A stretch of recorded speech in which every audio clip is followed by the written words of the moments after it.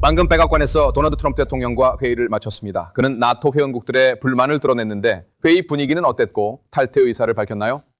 제가 분명히 말씀드리겠습니다. 그는 분명히 실망하고 있습니다. 많은 나토 동맹국들에 대해 그는 실망하고 있고 저는 그의 입장을 이해합니다. 하지만 동시에 저는 유럽 국가들의 대다수가 기지, 물류, 상공 통과 등에서 도움이 되어 왔다는 사실도 강조할 수 있었습니다. 그들이 자신의 약속을 지키도록 보장하고 있습니다. 그리고 이란의 핵 능력과 탄도미사일 능력을 약화시키는 것이 매우 중요했다는 데에도 폭넓은 지지가 있습니다. 그리고 바로 이 순간 오직 미국만이 그것을 해낼 수 있었다는 점에도 동의가 있습니다. 그리고 영국 총리 키어 스타머도 잊지 맙시다. 그는 지금 30개국, 아니 40개국이 넘는 국가들이 참여하는 연합을 모으고 있습니다. 어제는 해상 항로의 자유로운 이용과 앞으로 호르무즈 해협의 사용을 보장하기 위해 군 지도자들과 계획 회의를 가졌습니다. 그래서 저는 그에게 긍정적인 측면도 지적했습니다. 하지만 분명히 매우 솔직하고 매우 개방적인 논의였으며 두 좋은 친구 사이의 대화이기도 했습니다. 대통령은 나토에서 탈퇴를 시도하거나 적어도 다른 대통령들만큼 나토를 지지하지는 않을 것이라고 말했습니다. 제가 말했듯이 분명히 실망감이 있습니다. 하지만 동시에 그는 제가 말하는 상황에 대한 제 주장도 주의 깊게 들었습니다. 또한 그의 리더십이 5% 지출 약속을 이끌어냈다는 점도 지적했습니다. 네, 이는 나토의 큰 변화를 뜻합니다. 옌스 스톨텐베르그는 획기적인 유산을 남깁니다. 이것이 바로 나토 3.0입니다. 유럽인들이 스스로의 방위를 더 잘 책임지는 것이죠. 이는 유럽과 나토 모두를 더욱 강하게 만듭니다. 마르크 위터 대표가 대통령과 만납니다. 트럼프 대통령은 어제 그에게 동맹 탈퇴를 막으려 설득했습니다. 회담 후 트럼프는 트루스 소셜에 나토는 우리가 필요할 때 없었고 우리가 다시 필요로 할 때도 없을 것이다. 그린란드를 기억하십니까? 라고 썼습니다. 그 관리 안 된 큰 얼음덩어리요. 보도에 따르면 대통령은 이란 문제에 협조하지 않는 나토 회원국에서 미군 철수를 검토 중인 것으로 알려졌습니다. 저희는 조지 W. 부시 전 대통령의 국가안보회의 전 국장인 마이클 앨런을 초대했습니다. 대통령은 나토에서 탈퇴하고 싶다고 말하지는 않았지만 나토가 도와주지 않고 기지 사용도 허락하지 않는 것에 대해 상당히 실망하고 있습니다. 예를 들어 스페인은 영공 사용을 허락하지 않았습니다. 네, 보세요. 제 생각에 서유럽의 일부 국가들, 즉 나토가 아니라 동유럽이나 서유럽 국가들 중 일부는 불쾌하게 행동해왔던 것 같습니다. 그들이 이렇게 말하는 거죠. 이건 우리의 싸움이 아니고 미국 내에서 한동안 부정적인 여파가 있을 것이다. 하지만 우리 군대가 어디에 기지를 두어야 하는지에 대한 결정은 군사적 필요와 국가 안보에 근거해야 합니다. 저는 아직도 스페인에 그 기지들이 여전히 필요한지 의문입니다. 그래서 만약 전력 배치 재검토를 통해 스페인에서 철수하게 된다면 저는 그 결정에 만족할 것 같습니다.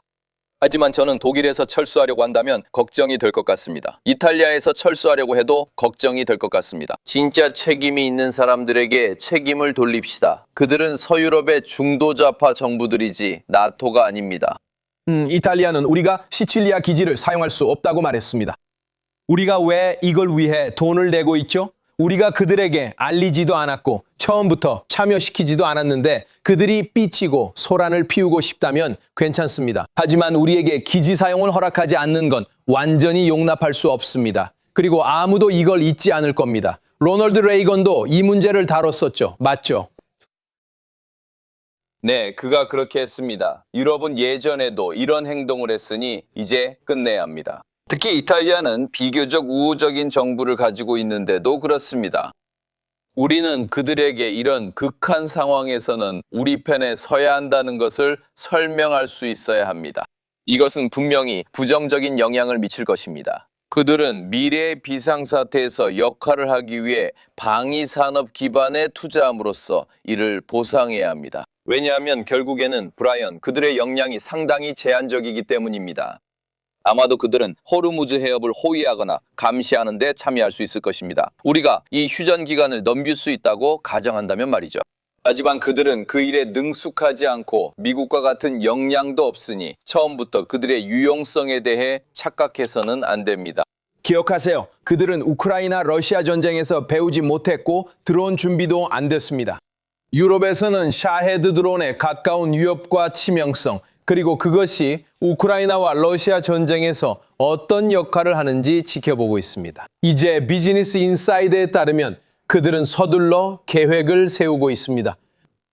이란과의 갈등과 우크라이나 침공 이전에도 저렴한 드론들이 중동에서 목표물을 공격하고 있었습니다. 이는 새로운 형태의 전쟁을 예고하는 신호였습니다. 나토는 경고를 무시했고 한 지휘관에 따르면 이제 전술을 바꾸기 위해 서두르고 있습니다. 그리고 누가 이로 인해 이익을 볼까요? 우크라이나입니다. 그들은 즉흥적으로 혁신했습니다. 맞아요. 우크라이나 전쟁에서 흥미로운 점은 드론의 기술 변화가 매우 빈번하다는 것입니다. 미국 군대인 우리는 받은 교훈으로부터 많은 것을 배우고 있습니다. 우리는 이러한 드론이 어떻게 사용되었는지 이해하려고 노력하고 있습니다. 나토와 유럽도 마찬가지입니다. 유럽인들도 똑같이 해야 합니다. 나토는 다루기 힘든 복잡한 관료 조직입니다. 그래서 이런 교훈 중 일부를 받아들이는데 어려움이 있을 것입니다. 하지만 우리는 반드시 그렇게 해야 합니다. 이것이 바로 전쟁의 미래입니다. 드론은 사실상 모든 표적 결정에 관여하고 있습니다. 러시아 군인들을 스스로 추적하는 1인칭 시점 드론들까지 포함해서 말이죠. 그래서 우리는 이것을 깊이 연구하고 철저히 준비해야 합니다. 우크라이나인들이 우리에게 가르쳐 주길 기대해야 합니다. 네, 그리고 사실 우크라이나가 성공하는 것이 매우 중요합니다. 그들은 유럽에서 두 번째로 큰 군대를 가지고 있고 최고의 전투력을 자랑합니다. 폴란드는 재화의 나토 탈퇴 위협을 진지하게 받아들일 것을 요청했습니다. 그들은 2%도 안 내고도 진지하게 받아들입니다. 스페인, 포르투갈, 알바니아, 벨기에, 캐나다가 무임승차자입니다. 감사합니다. 마이크 앨런. 감사합니다.